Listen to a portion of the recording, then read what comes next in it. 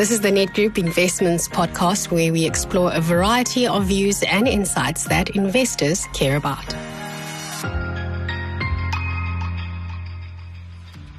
Hello, I'm Trevor Garvin from Net Group Investments Multi-Manager. This installment of your market and economic wrap is titled Inflation and Interest Rate Cuts, What to Expect.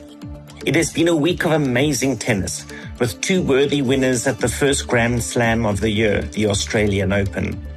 Belarusian Arina Sabalenka took the women's title, and Italy's Yannick Sinner enthralled all, winning his first title after a close five-setter with Daniil Medvedev. The key event last week grabbing headlines in the country was the outcome of the International Court of Justice case between South Africa and Israel. Both countries claimed victory, with the request for a formal ceasefire not being granted, but at the same time the court ruling that there was a case to be made for further investigations to happen on claims of genocide.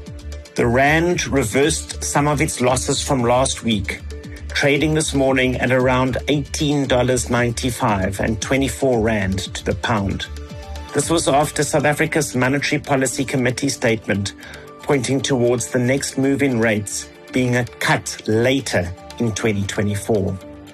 The JSE FTSE All-Share Index made small gains last week, bolstered by gains in basic materials, while financials headed for a third consecutive week of losses. Global equities were broadly higher. In the US, technology stocks continued to benefit from strong earnings reports. The Nasdaq is headed for a third week of strong gains, while the German DAX and other European equities are headed for another week of positive returns, reversing last week's losses. The South African Monetary Policy Committee, or MPC, maintained the repo and prime lending rates at 8.25% and 11.75% at its first meeting of the year. The decision was unanimous for the second meeting in a row, suggesting that all members are confident that interest rates are currently restrictive enough.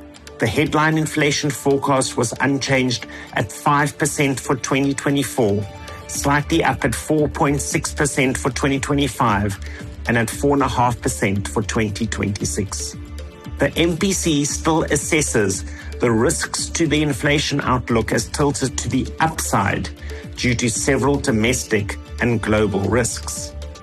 On the global front, better than expected growth last year and geopolitical tensions are expected to keep oil markets tight. Strong wage growth and elevated core inflation in advanced economies will contribute to the upside. On the domestic front, Rand weakness, the unpredictability of food prices, electricity prices, and logistical constraints are the main upside risks. Economic growth forecasts for 2024 and 25 were unchanged at 1.2 and 1.3% respectively.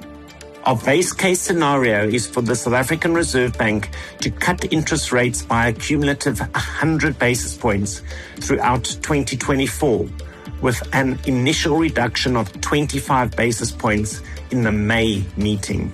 However, the uncertainty in our interest rate forecast is concentrated around the timing and the pace of the anticipated easing. The Reserve Bank could shift the first rate cut to July if the Rand tumbles ahead of our political elections, or the US starts its monetary easing later than expected, or otherwise geopolitical tensions perhaps escalating around the Middle East over the course of the next few months. Should these scenarios materialize, the South African Reserve Bank will likely err on the side of caution and only cut interest rates by 75 basis points over the course of the year. Globally, the European Central Bank maintained its rates at a record high of 4.5%. ECB President Christine Lagarde stressed that interest rate cuts were still some way off, despite the expected moderation in inflation, although Bloomberg quoted her as saying that cuts could start in the summer between July and September. We watch this space with interest. That brings us to the end of today's market report. Don't forget to tune into the President's State of the Nation's address on Thursday, the 8th of February at 7 p.m. Being an election year, it promises to be of interest. Till next time, with thanks, Trevor. Need Group Collective Investments is an authorized collective investments scheme manager in terms of the Collective Investments Schemes Control Act. Need Group Investments does not provide advice on financial products and will only give you factual information. For further details on our funds and to view our terms and conditions, please visit nedgroupinvestments.co.za. Need Group Investments. See money differently.